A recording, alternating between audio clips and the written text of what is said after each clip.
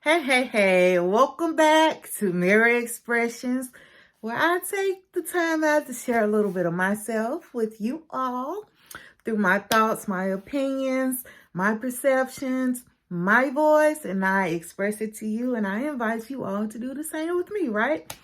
So, before we get started, take a minute to go ahead and hit that like button, that thumbs up, and then run over there to the subscribe button and hit that as well.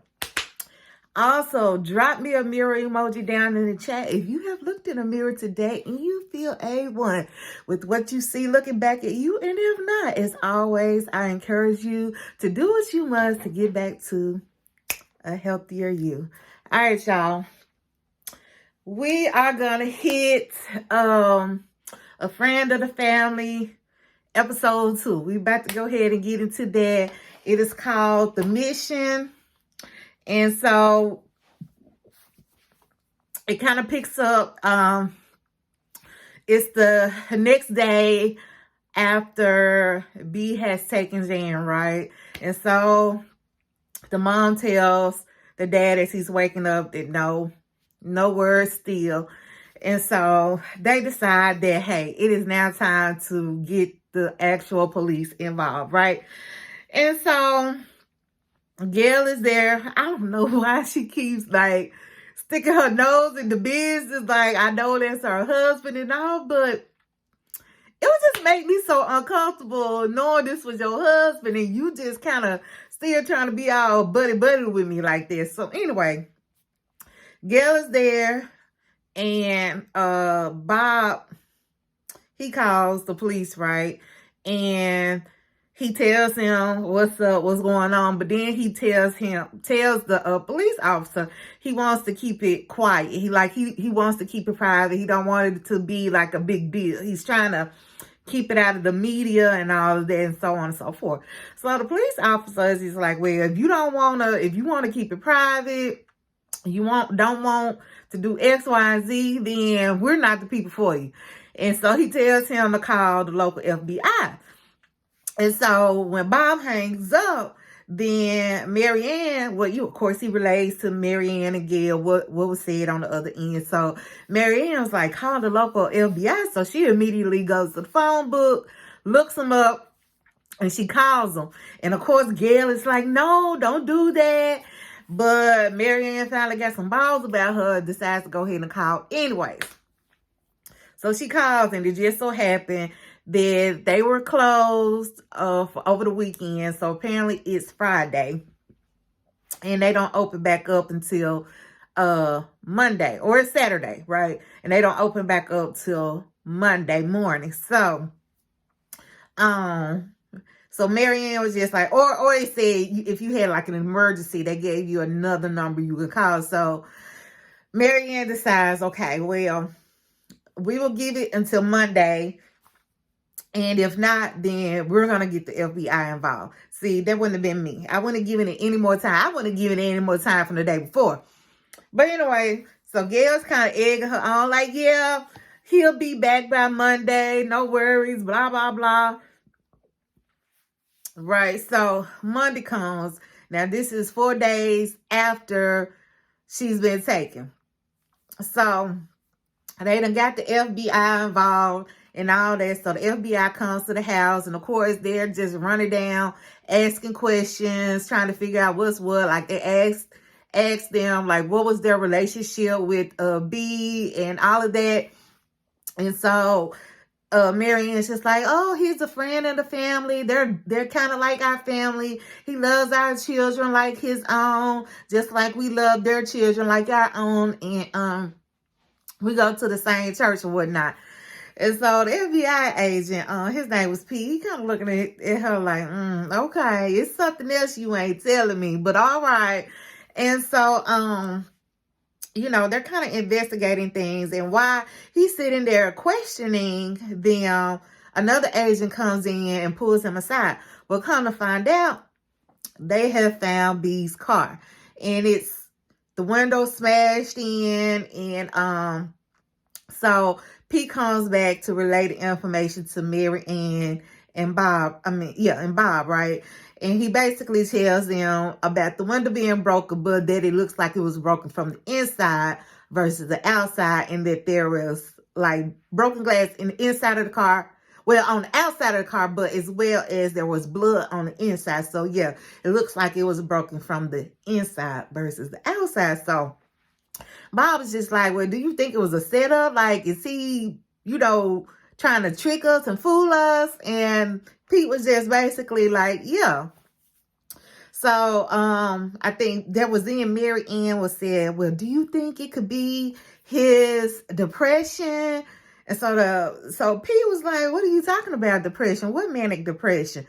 And so she goes on to just talk about how Gail has said that he has this problem with being manic depressed, and that was the reason that Gail didn't want them to contact the FBI.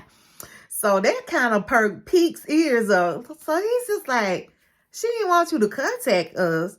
And so he immediately goes over there to talk to Gail, right? And so he's kind of just asking Gail, like, what's up? Because she acting all nervous, and baby, she had like she got something wrong with her too. And so he's asking her, like, has she noticed anything? And blah, blah, blah. Like, so she playing the cat and mouse game. She ain't really giving them nothing, right? And then apparently, before they end up leaving the house, she did mention something about he been given, or she found like some medicine or whatever. And so so Pete, the FBI agent, goes back to Mary Ann and Bob, and he asks them, like, did you know that B was giving Jan some drugs? And so Bob's like, no, Jan is only 12 years old. So I'm thinking when Pete said drugs, they're thinking like hardcore drugs. And so he was like, no, what about any kind of pills that you know about? And so Mary Ann was like, well, he gave us these allergy pills to give her when she goes horseback riding. First of all, why you got somebody else giving you some pills to give to your child? Like, has it been identified that she has allergies when she's around horses? Like, why are you just giving her something just to be giving her something? And especially something that another person gave you and it didn't come from a doctor. You know what I'm saying? But anyway, so the FBI agent was like, well, I'm going to need those pills ASAP so we can get them tested or whatnot. So anyways, over to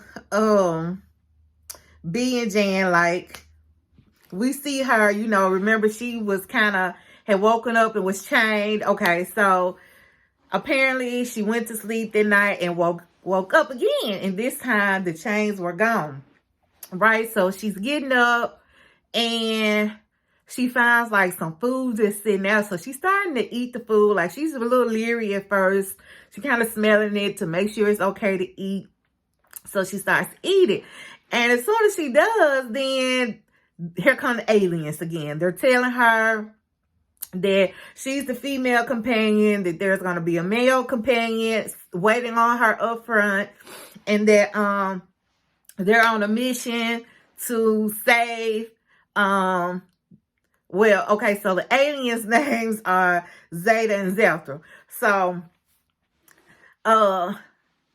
Jan has been chosen. She's the female companion. Her male companion is up front, and their mission is to save the planet where Zeta and Zethra are from, right?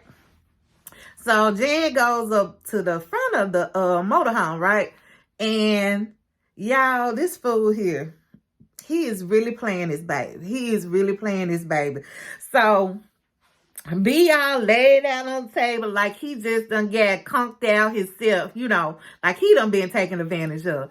So Jan runs to him and she trying to shake him awake. And so he comes to, like he just really coming to, like asking her what happened, And we see he's like kind of bleeding on the side of his head. So obviously he done hurt himself. He had a cut on his arm too. And that's probably for where he broke the window or whatnot.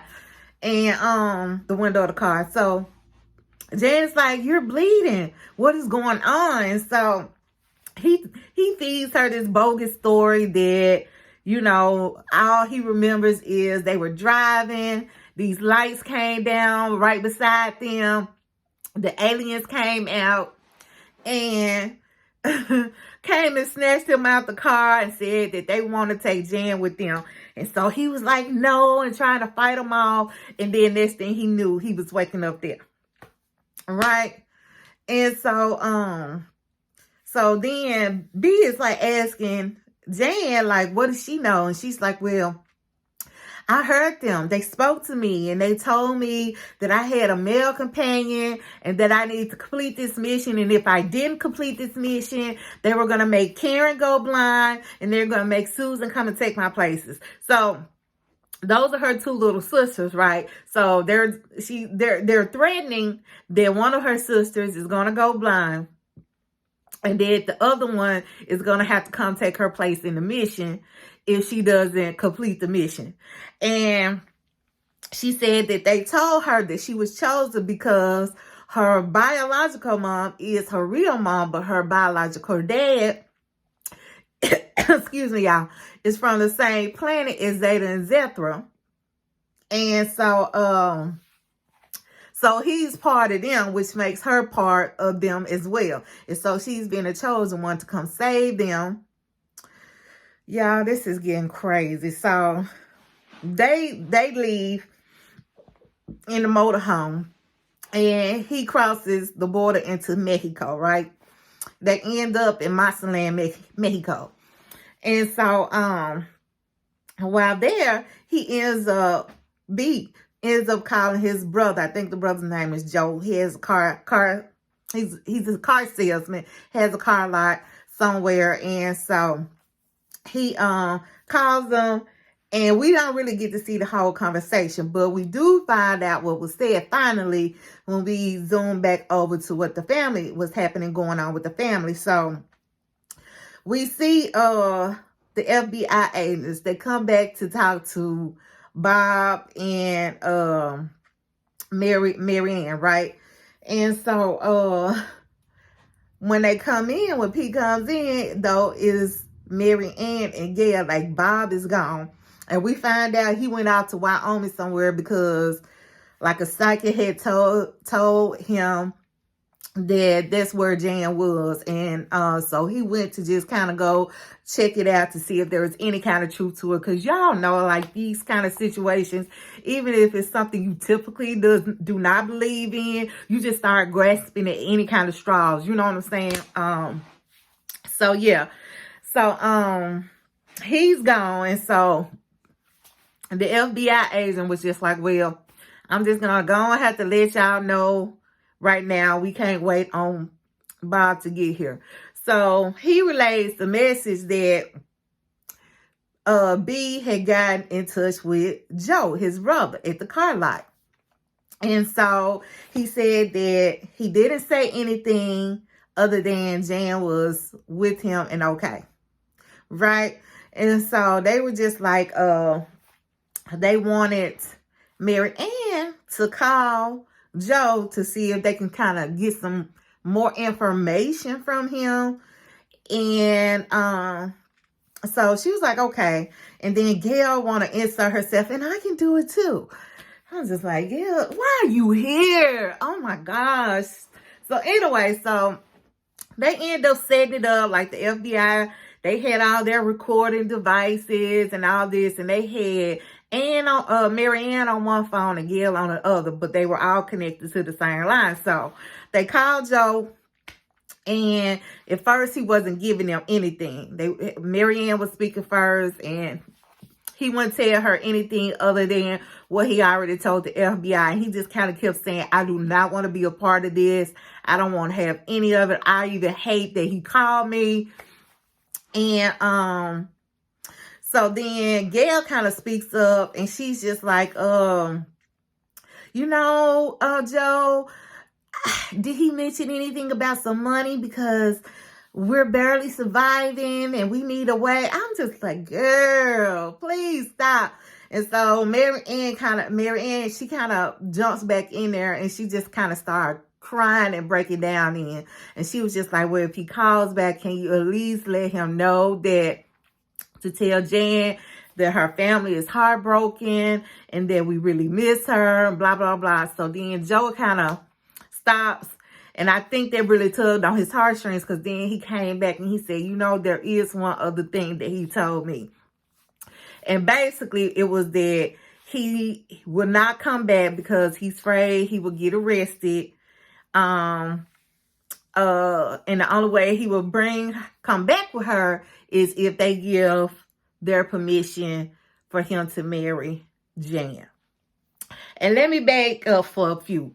So back when the FBI first agents first came, and they were there at the house with Bob and Mary Ann, B's psychiatrist came in, knocked on the door, came in. It was his psychiatrist, and he privately took the two FBI agents off to the side to talk to them.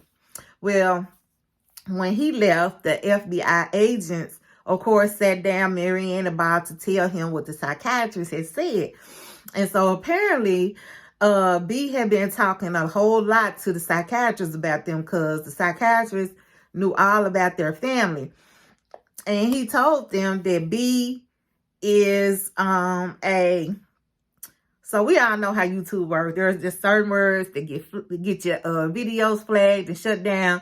And so I'm not going to say the word, but basically it's the definition is a grown-up who is obsessed with children in a sexual type of nature, and it starts with the P.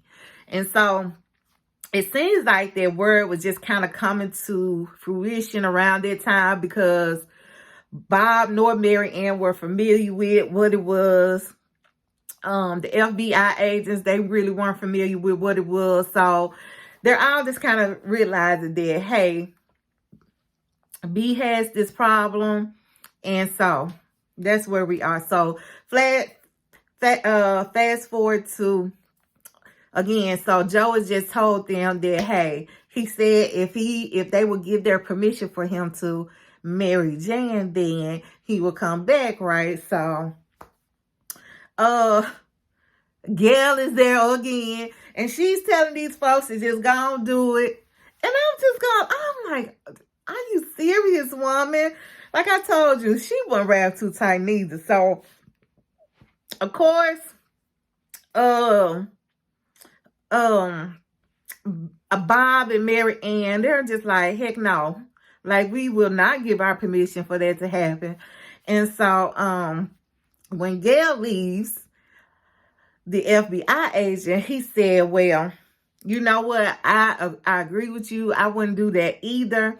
But he did say that the positive thing about that was that he left it off where he's waiting for a response. So the chances are that he's going to call his brother back at some point, right? And so Pete said, when he does, we're going to get him. So they end up setting up at the car lot, and they're just there waiting for B to call back at some point, which he does. And so when he calls, like, the brother answers, and he's trying to act like, at first he tried to act like he didn't know it was his brother. He's just like, who is this? And B is like, Joe, you know who it is. It's me. And Joe's like, oh, it's just hard to kind of hear you. You know, there's like, something wrong with the phone line. And so he's just like, where are you? I think the connection is bad. Like, so he's trying to get B to say where he's at, right? And so B wouldn't have none of that. Of course, he didn't disclose the information or whatever. And so he just kind of tries to keep him talking. And B kind of notices or figures out, he's picking up on what's going on. And so he threatens his brother. I ain't gonna try to say counter. He threatened his brother. He's basically like, I would hate to have to do anything to you, but I will, even as my brother. It doesn't matter, basically. And so he hangs up. And so Pete asked the other FBI agent, he was like, did you get it? Was that enough? And the other FBI agent, I don't think we even really knew his name. But anyway, he gives the thumbs up like, yeah, we got him. We know where he's at. And so they come back to tell Bob and Mary Ann that they have figured out where he's at. Again, they're down in Mazatlan, Mexico.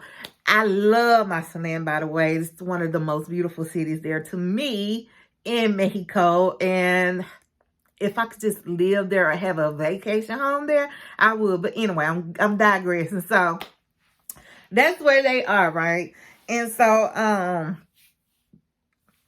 the FBI agents are like, we're gonna take care of it. Give her birth certificate, and we're gonna send it over there.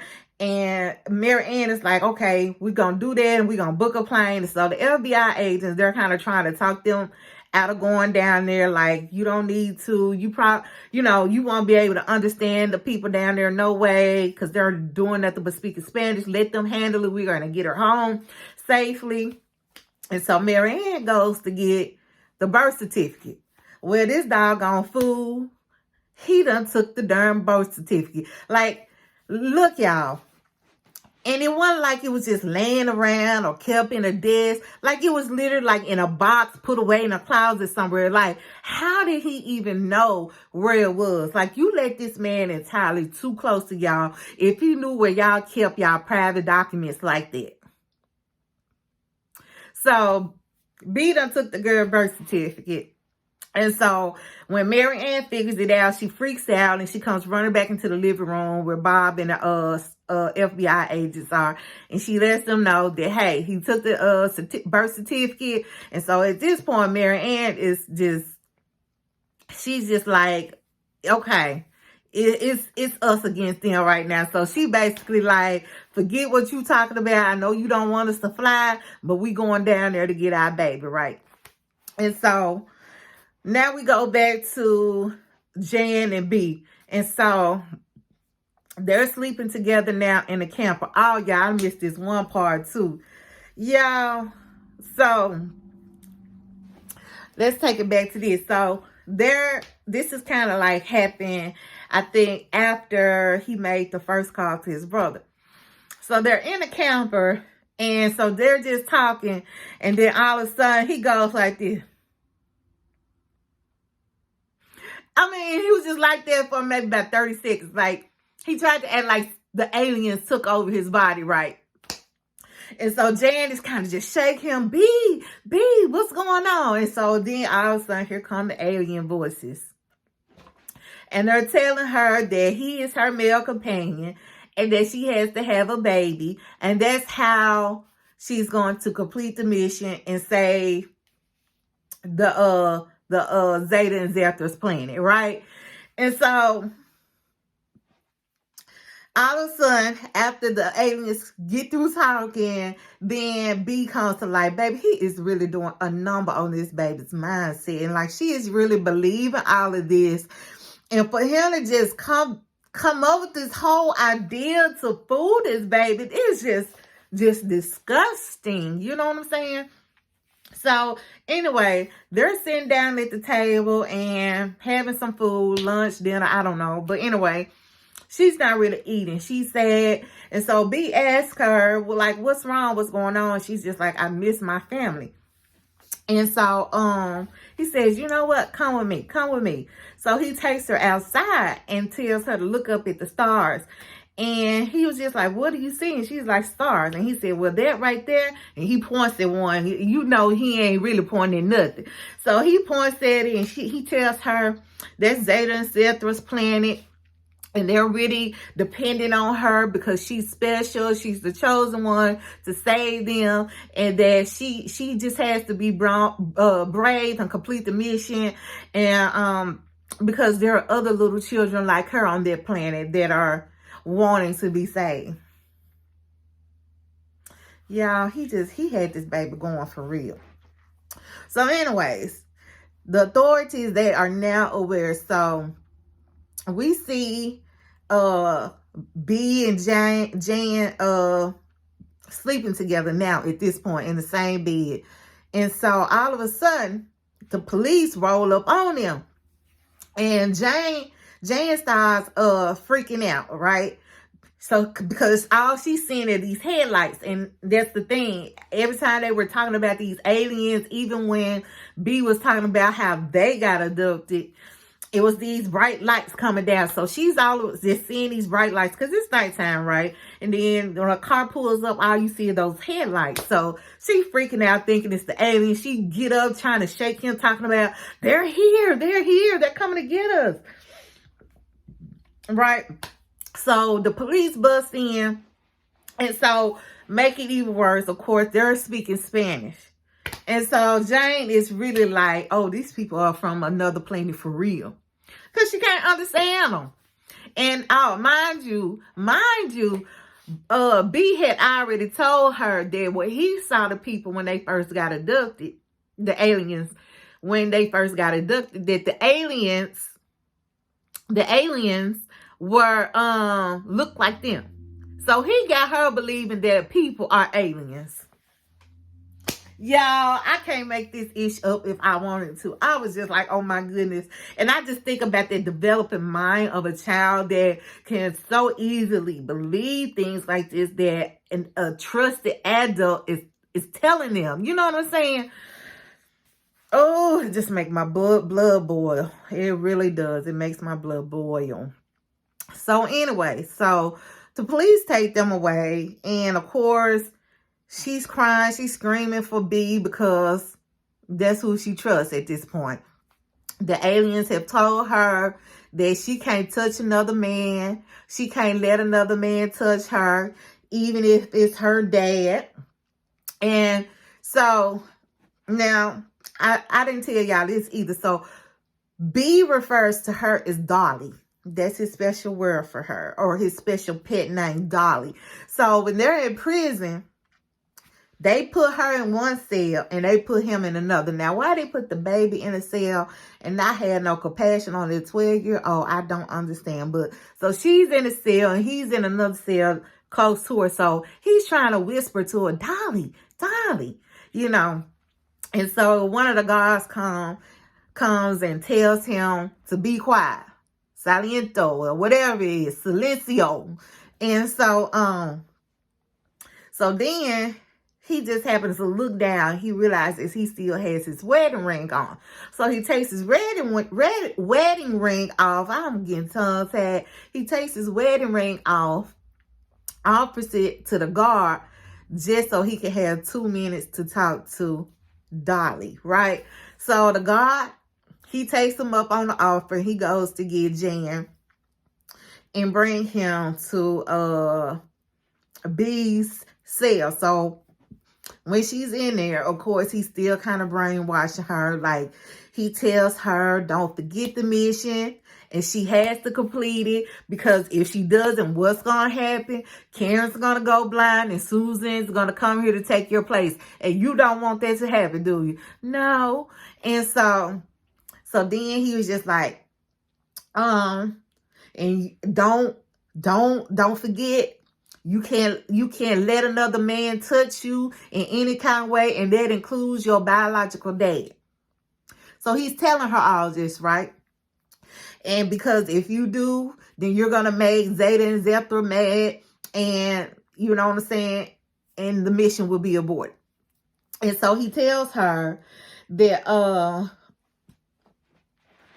there are 4 things she has to remember, because even if they're apart, she has to remember these 4 things, or the mission will be called off and all the bad things will happen. The first thing is she can't tell anybody about Zeta or Zethra. She can't tell anybody about the mission. That was number 2. Number 3 is she can't tell anybody about the allergy pills. And that's another thing. The whole time they're gone, he's constantly feeding this baby these allergy pills. Right? Now why, I don't know, because he already has her at this time. And I'm just kind of thinking he was probably doing that, and in those moments was probably when he was taking advantage of her sexually. I don't know that. I'm just kind of guessing, because of course of course, she always just kind of goes to sleep and doesn't realize what's going on when she does that. So the third rule was you can't tell anybody about the allergy pills that make you sleepy.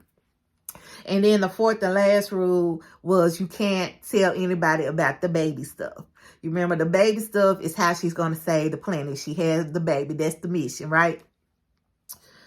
Oh, y'all, so disgusting. So anyway, the guard ends up separating the two back out. And the next day, Mary Ann and Bob come to get Jan. And so they let her out. And Jan runs to her mom. Well, she runs to both of them, right? And of course, her parents are trying to hug her. But she would only hug her mom. She wouldn't let her dad touch her. Because remember, the alien said no other man can touch her other than B. Not even her dad. And so that dad kind of stepped back and is looking like, what's going on? What is that all about? But he doesn't get too long to think about it, because then he's interrupted by one of the officers down there. And so the officer takes him aside into one of the offices and he hands him a paper. And so Bob is just like, what is this? What is going, what is this? And of course the officer doesn't speak English. So all we see is Bob looking at this paper, and then he folds it back up. Don't know what the paper is just yet. We find about it at the end of the episode. So they go home. The other girls, they're excited to see their sister Jan. Mary Ann and Bob, they're just happy to have their family back. And so we see them all together. And so when they're in the house later on that night, we see Bob unfolding that same piece of paper that the guard had gave him, right? One of the officers there. And when he opens it up, we see that it's a marriage certificate. This man has married that baby. And when they were both in that jail cell and he had bribed the guard to let her come and see him for 2 minutes, he gave her a ring at that point. So, when the whole wedding took place, when he had that done, like, we didn't get to actually see that in this episode. And I was wondering, too, when I was watching this particular episode, like, how were they going to handle certain situations that were very sensitive? Like, I wonder if they were going to kind of push the envelope and show certain things. But I'm seeing that they're not. And I think that's good, because I was just wondering, because even with this just being a dramatization, I still have to think that moments with acting out those type of things, especially for the child, I just have to think that's too much. You know what I'm saying? So a lot of things are just implied. We don't actually get it, like the wedding. Like when they got married, when he married their babies. We didn't see it. All we do is we see this marriage certificate. Right? And so, and like, again, like, we never actually see him touch her inappropriately or anything like that. But like, there's implications, like when the police bust in, like they were sleeping in the same bed or whatever. So yeah, so that was the end of episode 2. Y'all tell me, what do y'all think? Like, what are some things that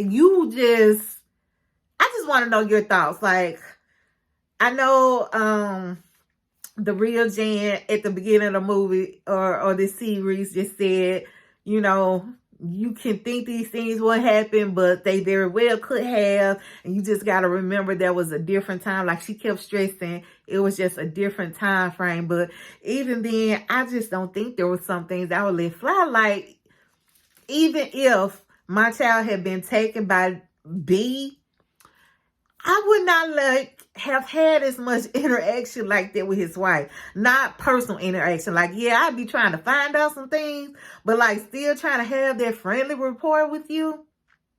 I couldn't do it. But yeah, so everybody's back together right now. We still don't know what's gonna happen to B, because he was still left down there in the jail in Mexico. And now I will say that Jan, she was worried about him. She kept saying, we're not going to take him with us. We're not bringing B home with us. And like, even after they were gone, like she was just asking, well, what's going to happen to B or whatever. So she's still brainwashed and just not realizing what's really going on. Like, she's not realizing the whole situation for what it is. You know what I'm saying? So she's still thinking highly of B. And me as her parents, I probably would have just had to go and break it down to her what it is, what the truth is. I would have been, I mean, I don't know if I would have forced it, because again, he's done played such mind tricks with her, but I definitely would have gotten her in to see a psychiatrist. Like, I would, of course, start to talk to my child and figure out where her mind was. But if I saw she wasn't being open, I wouldn't have forced it. I would have kind of just told her some things, but I wouldn't have forced things on her end for her to tell me everything that had transpired. I would have definitely taken her to a professional, though, to help with those things. But yeah. Yeah, Jan, she was just still just worried about B. Like, even her ring that he gave her, she had it on the whole way home or whatever. And so when she got home, she took it off and she kind of put it like in a keepsake box or whatever, like a little flat jewelry box looking thing. And so you can tell she's definitely still very trusting of B and wants to be with him. So we shall see. But yeah, that was the end of episode 2. And I'll be back for episode 3. Don't forget to drop in those comments and tell me what you thought of this episode. And I will get up with y'all later. I'll pray for you. You all please pray for me. Bye, y'all.